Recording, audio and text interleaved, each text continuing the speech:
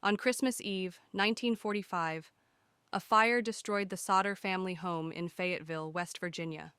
5 of the Sodder children were believed to have perished in the flames. But what if I told you no bodies were ever found? George and Jenny Sodder, the parents, and 4 of their children escaped the blaze.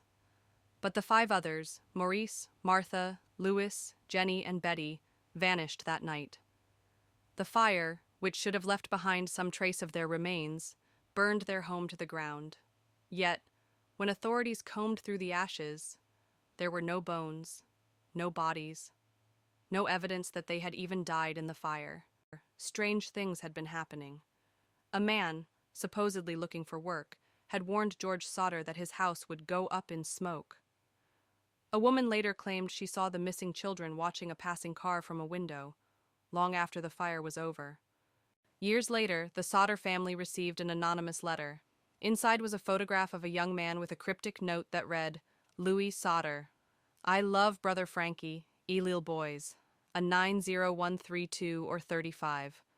Was this proof that at least one of the children had survived? Some believe the children were kidnapped as part of a human trafficking ring.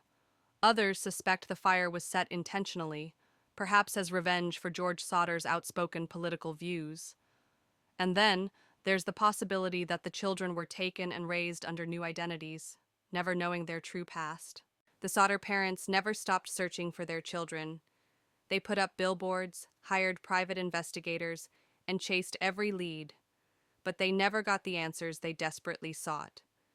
Even today, the fate of the Sodder children remains one of history's most perplexing unsolved mysteries. Were they lost in the fire, or did they escape, only to be hidden away forever? What do you think? Were the Sodder children kidnapped? Was there a cover-up?